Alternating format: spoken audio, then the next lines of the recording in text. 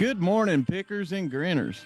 Welcome to the FretJob. The FretJob is a live video podcast where we dig into the bones of the guitar world, and our discussions touch on anything with strings or anything that has to do with music. The FretJob is broadcasted live from Frizzell Guitars at 816 Stanford Road in Danville, Kentucky, Kentucky's premier guitar store and full-service luthier shop. Now I'm going to hand it over to my friend and co-host, the owner and professional luthier at Frizzell Guitars, Mr. Brandon Edwards.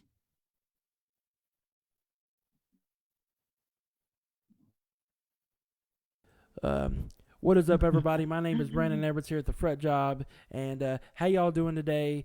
And I just want to take a minute and thanks everybody for tuning in today. We're going to have a fun-filled episode. Let me introduce my co-host, Jonathan, here. This is Jonathan Recorder, real estate connoisseur, dulcimer connoisseur, ukulele, all things that involves a box and a set of strings. He is a connoisseur of, but this is my wonderful and great friend, Jonathan. And all right, let's this is episode, I believe it's episode 28. And yes. Before we get started, I want to tell everybody to make sure they check out Open Mic Night. Frizzell Guitars hosts that on Tuesdays and Saturdays. Tuesdays at Mi Pueblo number 2, and that's there in Danville on the bypass. And then on Saturdays, it's at Mi Pueblo number 1, which is downtown Danville on also on Stanford Road. Today, our episode is a special episode. We've got a guest on today. She is the director of the Kentucky Music Hall of Fame and Museum. Her name is Jessica Blankenship. And Brandon, I'm going to let you kick off this part of it. Yes. So we got Jessica Blankenship here. She's with the Kentucky Music Hall of Fame and stuff, and down there in the big city of Mount Vernon and Renfro Valley. From what we know, she's a very incredible person. She's passionate about music. She puts her heart and soul in everything she does with this. And she's got an induction ceremony, a few things she'll talk about here within the show, and we get to interview and talk to her. It's a real pleasure to have her on the show and stuff, and we look forward. So without further ado, we're gonna bring her on. All right. Can you hear us, Jessica? Yep, I sure can. All right. All right. Welcome to the FretJob. Well, thank you for having me. It's definitely a pleasure and an honor to be here. Well, tell us a little bit about what you do and how you're involved with the Kentucky Music Hall of Fame, and just give us a little bit of your background and how you got into this music scene around here. All right. Well, I'm the new executive director of the Kentucky Music Hall of Fame and Museum, located down in Renfro Valley. I'm also the director over Rockcastle County Tourism. So kind of got a dual role going on. And but my involvement with music actually happened just over 20 years ago. I graduated from Berea College, and I was studying. I was going to be an agriculture teacher. We kind of talked about that off the air. Yeah. I decided to switch to business. And so, but I still was doing that agriculture business, but also music track. And it was because of Al White. I got involved with Appalachian music and just a real love of the history of Appalachian Kentucky culture. And then I was working at the Appalachian Center. Little did I know I was asked to kind of do some historical research and just do some writings for the Kentucky Music Hall of Fame. And at that time, it was still being built, and they were trying to learn a few things. So my involvement with the Hall of Fame has been for over 20 years. And also, and who knew back then where I would be today. And I also was involved with the induction ceremonies over the years. So I did a lot of press room, media coverage, that type of stuff. And as far as picking or playing or singing, I'll sing a little bit with friends. As far as picking, I'm learning how to play guitar, and slowly but surely. And so definitely different aspects of music when it comes to the historical part of it, as well as the journalism side of it. I have my website, KentuckyCountryMusic.com, and that kind of helped flourish that love of music. And enjoy going to concerts despite COVID last year. I went to 70 concerts this year. Wow. Yeah. That's a lot of traveling. Yeah, that was a lot of traveling. And a lot of it was local, really. And then also I've done concert and event planning. Actually, I just realized one of my posters was the Steel Woods. A year ago, we did a 2-day concert down at Pine Mountain State Park, and I was involved with it. I also got my Heritage Music Series, which Okay. we're going to have our next edition of that not this weekend, but next weekend. So event planning, a little bit of everything I've been involved with in music. So, your people don't realize how much music culture, how deep it runs in Kentucky. I mean, a lot of people don't realize, and it's across multiple genres too. It's not like, a lot of people get it in their head that, it's all about bluegrass music here. And a lot of it is about bluegrass music, but there's also just old time mountain music that comes out of Eastern Kentucky. That's not really bluegrass music. It's more folky mountain style music. But what I was going to ask is your website, Kentucky Country Music? Yeah, KentuckyCountryMusic.com. Tell me a little bit about that and what kind of platform it is, what you do with it. Basically with it, I've done album reviews as well as interviews, concert reviews, and then kind of those inside stories as well Okay. as that involve music. I do have some that the folks are not from Kentucky, but they performed in Kentucky, like Oak Ridge Boys and Charlie Sure. Daniels, Jamie Johnson, those type folks for those interviews. Yeah. But with it, it's just a platform to really help promote those folks that are new in the scene. But I personally, like, if I post your album review, I truly believe in you. Yeah. I don't just post them just to be posting them. And because of this new role, being involved with the induction and being involved, we have the state food truck championship.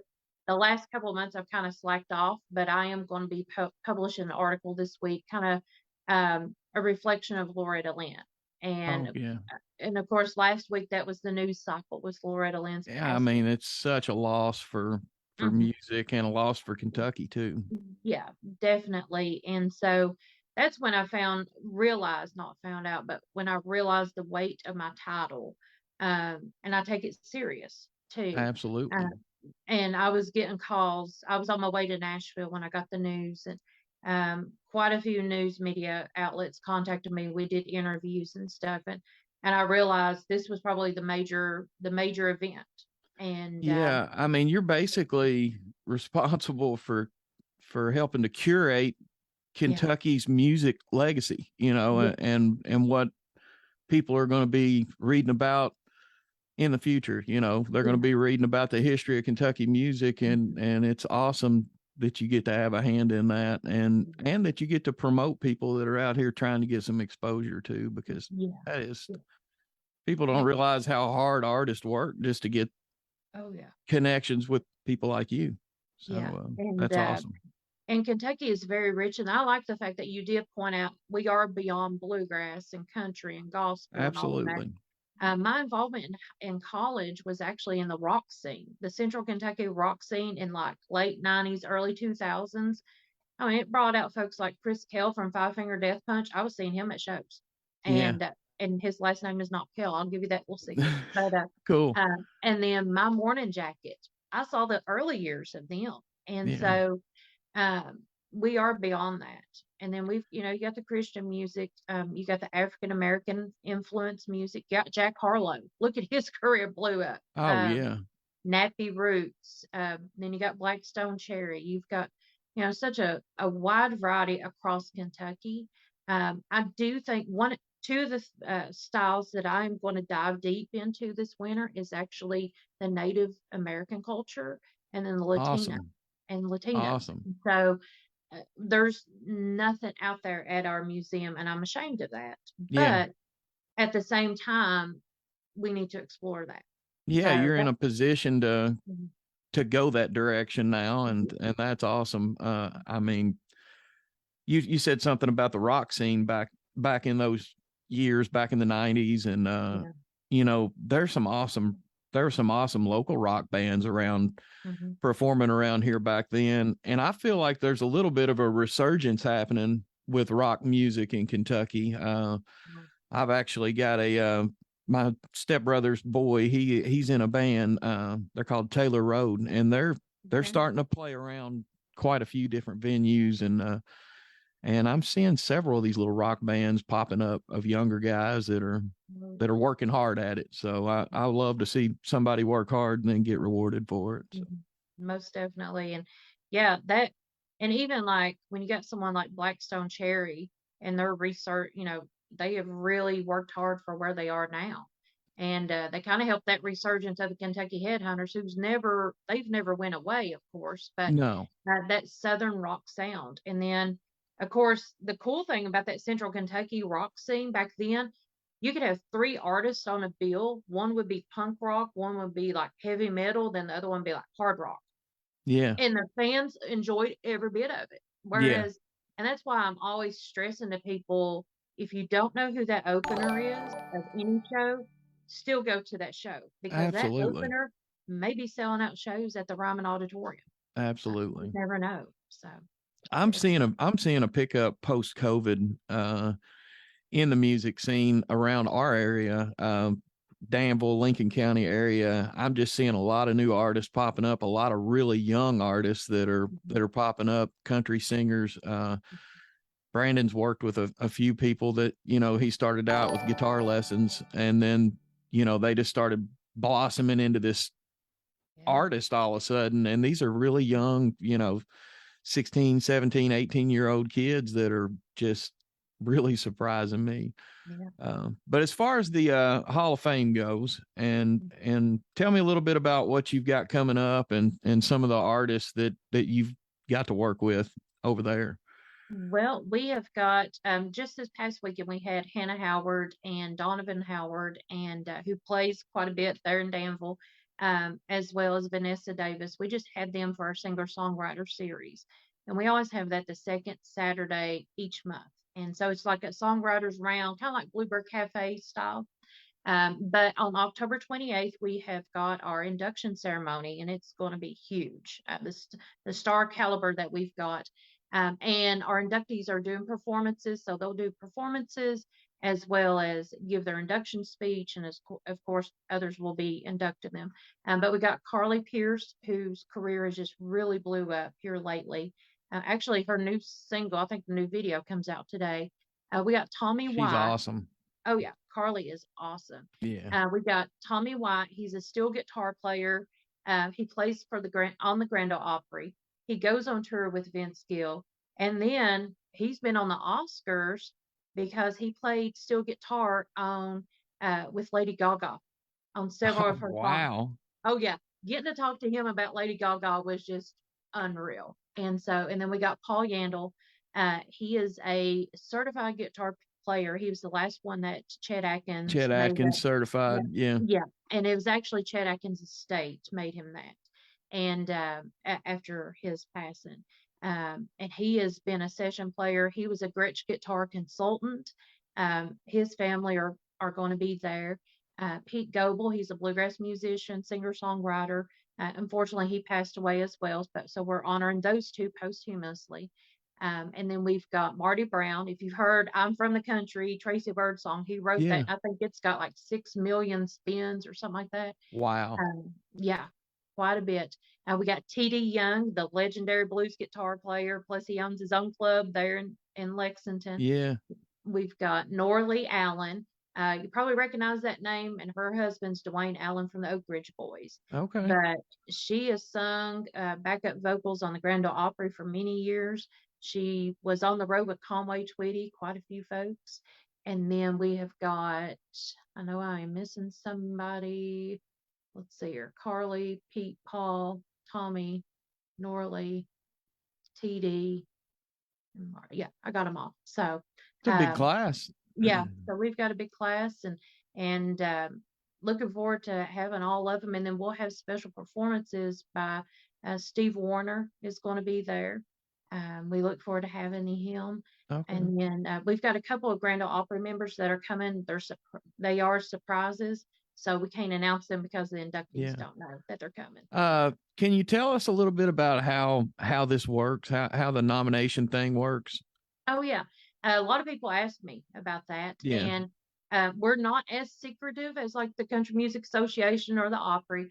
Basically, we ask people to send a letter in, or they can send an email to Kentucky Music Hall of Fame at gmail.com. Letters work better, but you send a letter in to us, letting us know kind of like a brief bio of that person, their accomplishments, any songs that they've been on. The more info you have, the better it is. If you are a previous inductee, that kind of holds a little bit more weight. Yeah. If that person, we kind of look at, all their accomplishments across the Sure. board. I take those letters and we put them in the file folder. So the more the merrier. It's okay. Yeah. And take those file folders and I present it to the committee. They review all of those, and You got to be picky. I mean, you yeah, have to be picky. yeah, yeah, It's a and big so deal. yeah, and so yeah, it is definitely a big deal, and there, we are going to be expanding in the future. And also, I've totally forgot earlier, Carl Shannon, who's a legendary radio broadcaster who had passed away. In fact, his funeral visitation was my first day on the job. Wow. When I announced my position on Facebook, because everybody announces jobs that way, within about 10, 15 minutes, he had called me to congratulate me. And so bittersweet, but we're going to be having a legacy award. This is not a memorial award. This is a legacy. Sure. And the family will be presenting it to Jack Patty. So, so we're expanding on what we do. That's And, awesome. But the first thing, yeah. That's And the awesome first to thing- honor his legacy like that. I mean, with his family. Yes. Sorry, I had to step away. It was 5 people. I'm going to fill you in a little bit, Brandon. Yes. She's just kind of told us about the Hall of Fame, and we've talked a little bit about the induction ceremony, that's coming up. She's told us, the people that are being inducted, the class members, and then I just asked her a little bit about how that nomination process worked, and she's explained that. That's kind of where we're at. Okay, yeah, for sure. And so another thing is question of the day. I'm sure you've all seen this. What's your favorite Kentucky music artist and why? You want to answer that one? Lord. You want to? We'll let Jonathan go first.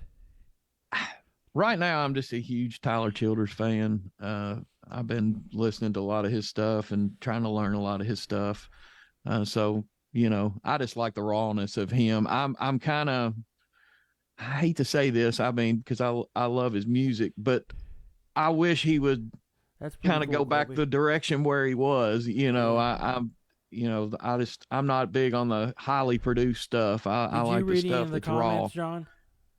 I haven't had a chance to. I've been flying solo here, buddy. So yeah, I know. Colby Conley said once saw 9 Inch Nails open for Charlie Daniels in Kentucky.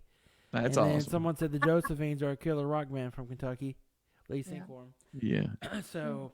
Yeah, sorry about the comments, guys. I've been kind of. Yeah, sorry for leaving my man solo. I had 5 people walk in all at the same time.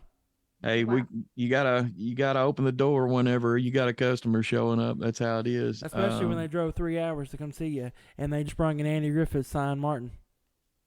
Oh, that's cool. Yeah, so that's cool. That was super, super cool. So, what about the museum side of the Hall of Fame? Can you tell us a little bit about what you all look to put in there and things like that? Yes. So a lot of people, when they see the museum, it's actually the original barn that John Lair, who was the owner and founder of Renfro Valley. It is painted red. You can see it a mile away almost. And it's next door to Renfro Valley. So you'll get off of exit 62. And then if you're coming from the north end, coming south, you'll turn left. And just past Renfro Valley on the right is the barn. And then it's the original barn. We still have some of the stables. It is on the National Registry of Historic Places. Okay. We have a gift shop with, gifts. We've got music items. I'm actually expanding, adding more instrument type stuff. We actually got 3 guitars for sale. Come think of it.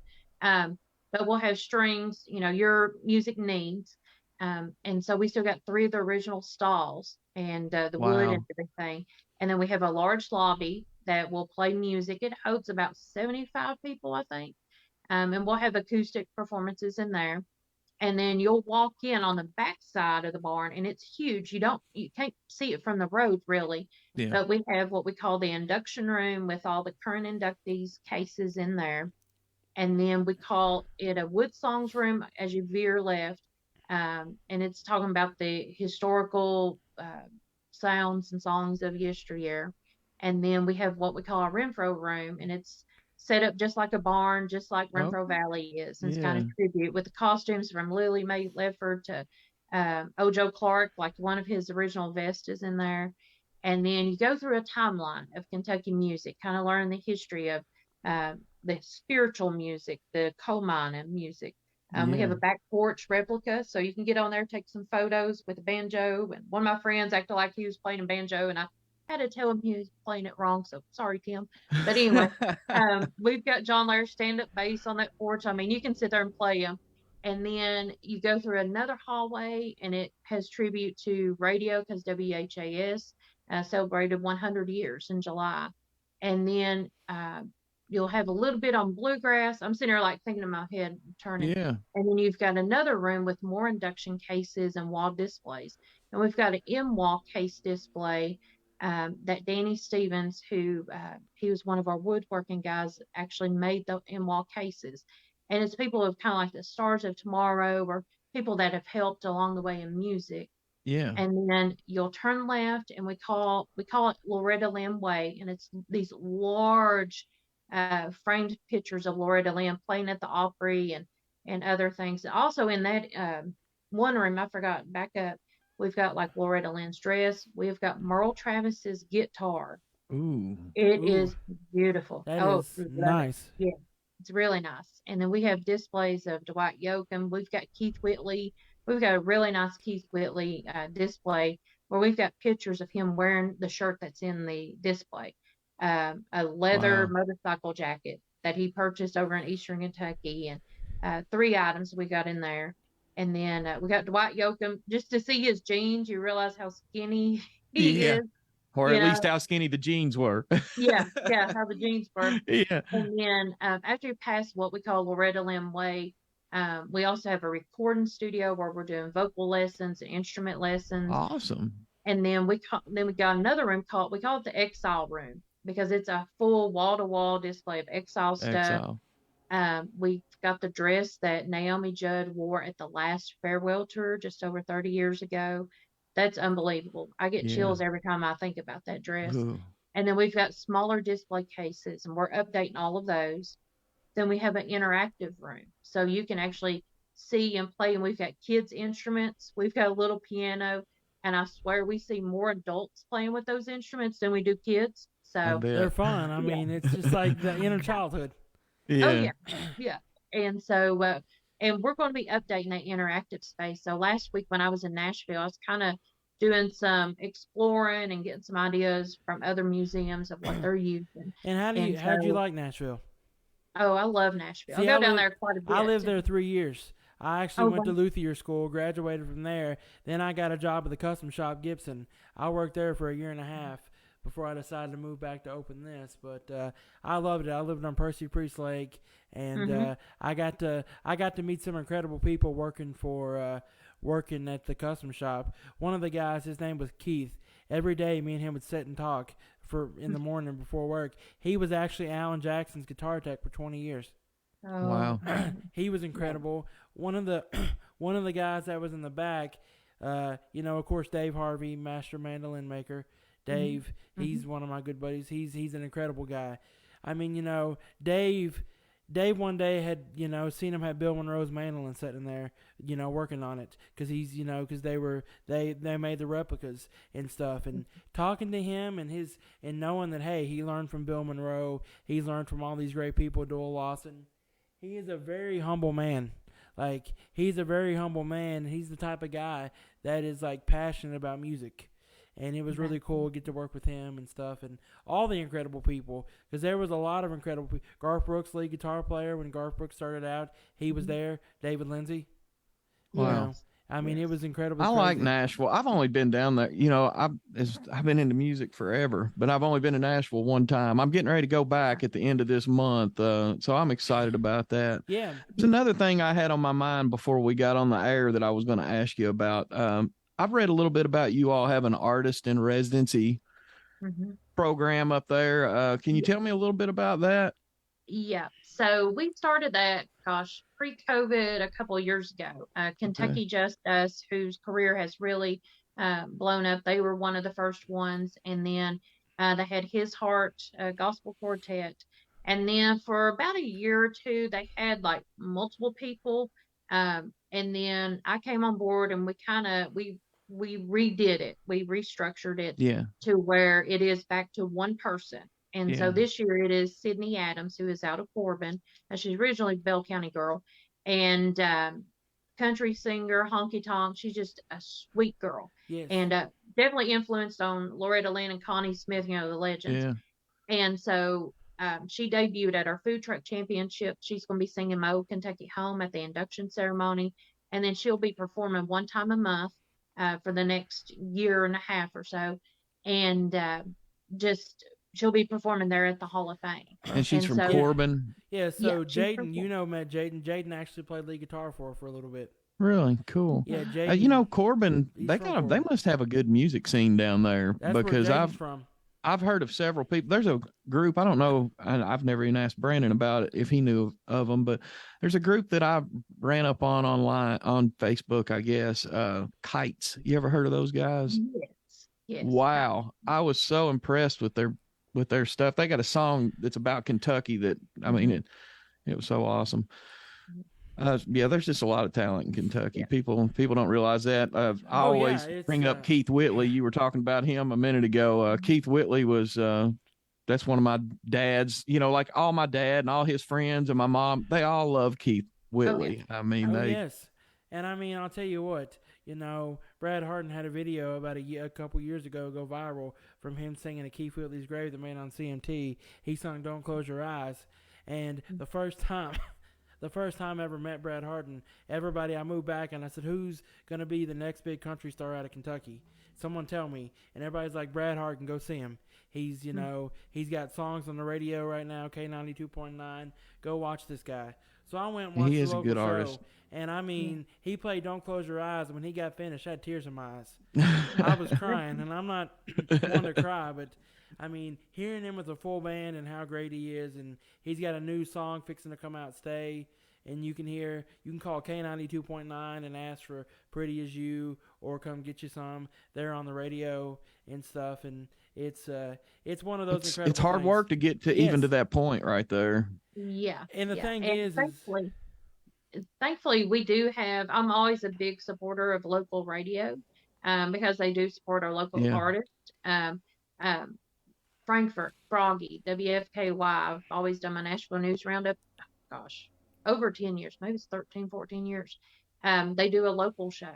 And so they're very supportive of local artists as well as their interesting mix is that they can play Carrie Underwood and then play like Cody Jinks. So folks like that. And then I was trying to think, even the Bull, they'll have some local folks like Tyler Booth on there and Katie Country down in Corbin, and I mean, there's all kinds. WRBK out Renfro Valley.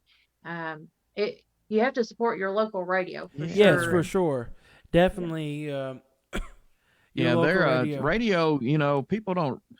A lot of people don't understand the impact radio has on spreading word. I mean, it's unreal how much value it has. I mean, even today with all the different media that's out there, still radio reaches probably more ears than almost anything. For sure. And how about that, Mr. Conley? And yeah, definitely. I mean, Brad's got songs, and he's got his songs in Dallas radio stations and stuff, and it's in rotation.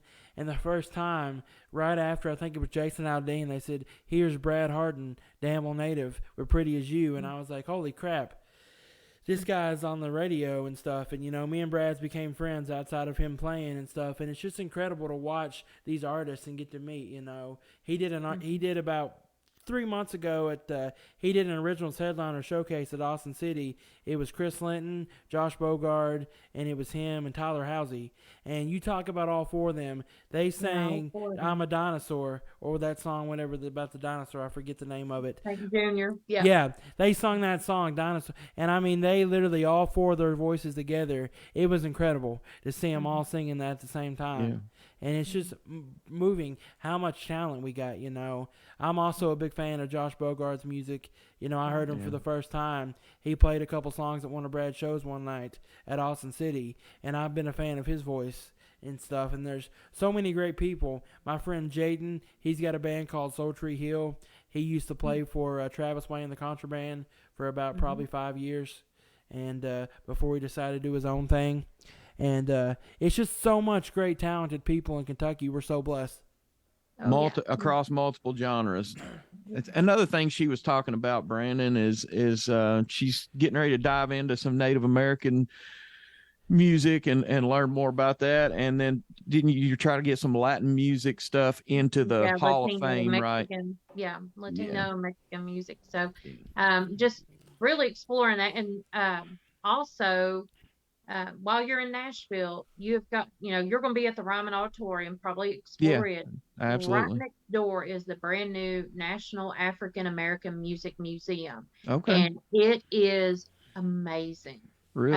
It is very interactive. They got multiple rooms, and it's different, like throughout periods of time. I'm going to definitely hit some of those cool places. The first time I went, we had been to Florida, and Hurricane Michael came, so we got evacuated. And on the way home, I'm like, this will not be a total loss. Yeah. So I stopped in Nashville, and we kind of got sidetracked onto Broadway and just going to all the honky tonks and stuff, and we didn't really get to go enjoy a lot of the sites that we wanted to see. So that's why one of the reasons we're going back to actually see some shows and stuff while we're there. Nashville Pizza House. That's one of my all-time favorite pizza places. The slice is bigger than your face.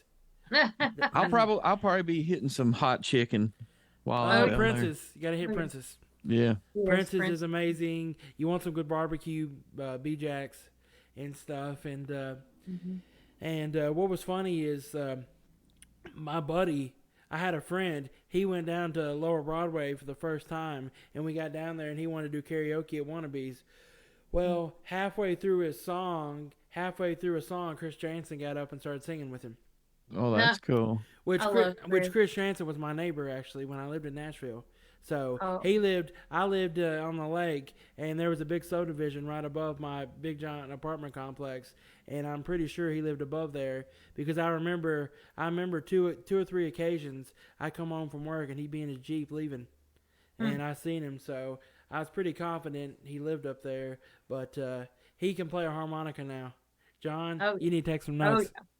Yeah, that's another thing I do. I play harmonica, but I'm one of these guys. When I play guitar, I'm playing mostly folky type stuff and indie type stuff, and when I play harmonica, it's straight Chicago blues, and that's awesome. And I play some country stuff too, and I play at church a lot. So there's that's another genre that's huge in Kentucky. It's like in this area around Lincoln County, it's a big scene of gospel music and contemporary Christian music. There's a lot of those guys. I'll tell you something, we didn't mention this earlier, but you see some talented artists, you can go find some stuff. Previous video, I didn't know if you tell us about our second ever episode of this. You like Chris Young?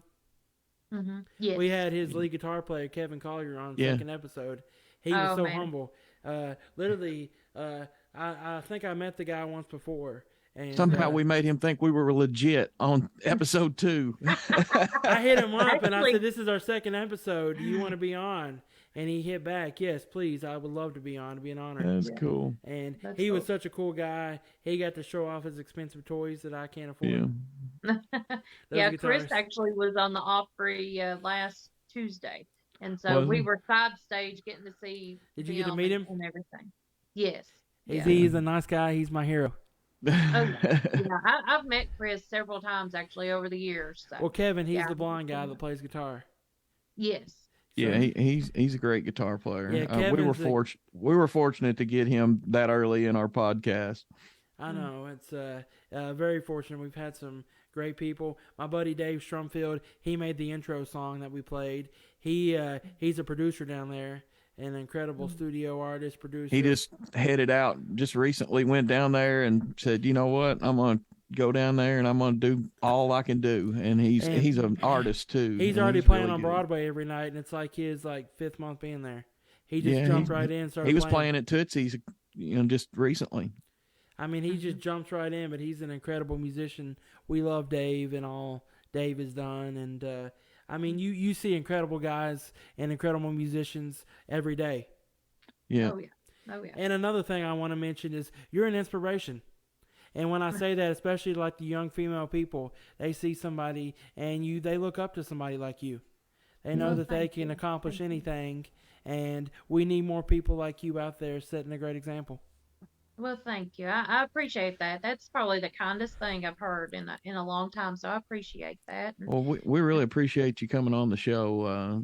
We're always trying to find new ways to, expand people's knowledge on what's going on in the music scene in Because Kentucky. we don't want to be just like talk about guitars, and stuff like that. Because people don't. Yeah, know. we could easily just sit here and show guitars And on our gear show every week, and music gear and Yeah. stuff, and it's one of those things, because we're total nerds about that stuff. I'm fortunate enough But that that's a every good thing. week I get to see incredible artists come in. I've got a big upright piano somebody donated to the store, and there's guys that would just come in, sit down, and start playing. And I mean, it's just incredible. Their fingers, and I just sit there and listen to them. It's like, man, I wish I could play piano like that. Yeah.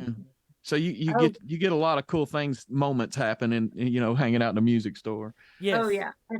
And speaking of guitars, I just thought about this during my trip to Nashville. The reason why I went, I was actually meeting up with several of our inductees to get items for the display case. And I mentioned about Paul Yandel. And we ended up getting his 1956 Gretsch guitar. And he actually did an instructional manual as well as a video. And we've got the guitar that is on that instructional video and on the photo. And then we also got what they called Wanda's guitar. He actually did a song called Wanda's Guitar. And this guitar, we dated it, I think, at least 75 years old. It's an acoustic guitar. Yeah. Still in good shape. It's in excellent shape. Still has the original strings. And it was he was born in 48, if I'm not mistaken. Or no, he was 12 years old in 48, I think is what the story is. And he bought this guitar for $12. And then his neighbor across the field was named Wanda, and she knew how to play guitar. And so she ended up showing him how to play this guitar. And so he named it Wanda's Guitar. Oh. And that's how he learned. And then, of course, his career ended up, growing in the guitar world. Well, we've got some very well respected. And we have that guitar. I'm going to have that on display. And it's just an acoustic. It's a dark wood. A guitar, it does not have a maker on it. There's no markings on it or anything. So we dated it at least 75, 80 years old. And that's incredible. To have that piece of history, it's amazing. And that's probably a hard work to go out and find the right pieces for that. Yeah. And so his family, I met up with his wife and his son, Micah, super sweet people. We had lunch with them. And so we had that. And then I've got one of, Tommy White's Dobros, and so we've got one of because the steel guitar would not fit in that case. Yeah, and to have one of his Dobros too, as many records he's recorded, plus the Grand Ole Opry, and all of that, and then Lady Gaga. I mean, who can say they played steel guitar for Lady Gaga? Yeah, that's incredible. That's something. You talk about being in a historic environment. I'm right in front of Pioneer Playhouse, and anything about that? That's a cool place. The people that own my building, they run Pioneer Playhouse, Robbie Henson. They're great people, and all the history. Every morning I go to work and I look down there and I think, man, all the people that's been there, all the shows that's happened over the years, all the people that's been there, John Travolta, all the different stuff. It's incredible. There's a lot of historic places like that in Kentucky. And I mean, it's incredible. Kentucky's a beautiful place, and it's an amazing place, and there's a lot of great people. You talk about having historical items. I have my grandfather's great-grandfather's banjo. He used to play Wow. bluegrass music, and they were on a trip, and they were somewhere in Russell Springs or something around that area, and they were in a wagon, and he dropped the banjo off and broke it in pieces. So they stopped at a music store, and they bought a tenor banjo, converted it to a 5-string, and they played the show that night. Oh, Wow. wow. I was Now told, that's now I amazing. can't quote this, but my grandfather told me, and I can't quote this, that they were going to play Renfro. Oh, Wow. that's cool. And That's- that was the purpose, and they were on their way. They were a bluegrass group, and they were on their way to play, and they dropped their banjo. He dropped his banjo off, and they bought this one, Subdue. And I mean, that was way back, so that's pretty cool. Yeah. It's amazing how Kentucky's music, the early years, you had the old barn dances, and then you had the one-room schoolhouses and churches. Even over in Butcher Holler, you can still see the one-room schoolhouse / church that Yeah. Loretta and them, her family had went to. You can see the opening of the mine that her daddy worked, and so Wow. it's amazing. I always tell people to go to Butcher Holler, go to the grocery store, and then you go up to Butcher Holler, and it really puts a place to that song for Coal Miner's Daughter. Then go to Hurricane Mills, where her ranch is. She's got the ranch, she's got the museum and everything. You can do a tour of her house, the mansion and stuff, and spend a day there. And you realize anyone can make it from Butcher Holler to where she ended up. Yes, And and so she's always been my inspiration. and And we talked about earlier our favorite Kentucky artist. And yes, Loretta is probably my favorite one when it comes Okay. to country. and I guess I never She's an answered awesome that, one. but Yeah. I guess one of my favorite Kentucky artists would have to be. I'm gonna have to say I was always a John Michael Montgomery fan, Mm. in which I'm I'm fortunate. also a Ricky Skaggs fan. Yes. Oh, yeah. And Yeah. Eddie Montgomery lives here in town. I see him all the time. He comes. Oh, in I the, love it. he comes in the Yeah. store from time to time and stuff. And they called last week, and I got to talk to him on the phone. But they're incredibly great people. And my mom grew up with Eddie and John Michael. She remembers as a kid John Michael's mom and dad and Eddie's playing in a band at what was Yeah. called the Red Barn in Junction City, Kentucky. And my mom remembers running ticket booth with John Michael Montgomery every weekend. And those Oh. memories that my mom gets to say that knew them before they were famous. But Oh, yeah. they're all humbling people and stuff. And I think, and this is my advice for any artist out there, no matter how big you get, always remember Kentucky and the people that got you where you are, because that's Yep. number one most importance. Yeah. And I And love to always see an remain artist humble. remember that, where Yeah. they belong and where they came from. Yeah. Well, I've had a good time with you all this morning. Yes. We've had a I good agree. episode. I'm glad we got connected with you and got to have you on, Jessica. We really appreciate it. We hope to have you back sometime. Tell us one more time where people can go to get information about the Hall of Fame and. You can get, for the Hall of Fame itself, you can go to KentuckyMusicHallOfFame.com. You can also check us out on Facebook, Instagram, even TikTok. I Cool. got on TikTok. And then, and also visit rockcastle.com for the tourism side of things. Now, for tickets for the induction, it is open to the public. So you can come, and it's over at renfrovalley.com. And then you'll click on, I think you scroll down on the first page and you can buy tickets that way. And it's October 28th, and it'll be in the new barn at Renfro Valley. Tickets are like $35, $50. And then we've got just very few limited VIP sponsorship tickets. And those are $250. And so Okay. with those, you get to go to the case unveiling afterwards. And then we still have other sponsorship opportunities available. So if anybody wants to be a sponsor, they can contact me. But Okay. KentuckyMusicHallOfFame.com, and you can see all the information. We are open daily from 10 a.m. to 5 p.m. And then we also have the vocal lessons. So you can send us an email and we can connect you with Amber, who is doing the vocal lessons. And then Facebook, that's where we share all of our events and activities. And you guys on YouTube land watching this later, Yes. all her links will be put in the description down below. So you just guys click in the see more in the description tab, all her Facebook, TikToks, all her links to find and everything. And once again, everybody, thank you. Those that are watching later, Thank you all for watching as well, and make sure you make a trip down to Rockcastle County and see her. Jessica Blankenship, Executive Director, Kentucky Music Hall of Fame and Museum. Thank you so much. You all have a great week. Be sure to check out the new videos on Frizzell Guitars Facebook page, the new YouTube demo yeah, videos. the demo videos. Come see me, 816 Stanford Road. Come see Jonathan for real estate at Lincoln Realty CKRA. You all have a blessed week. Thank you. Thank you.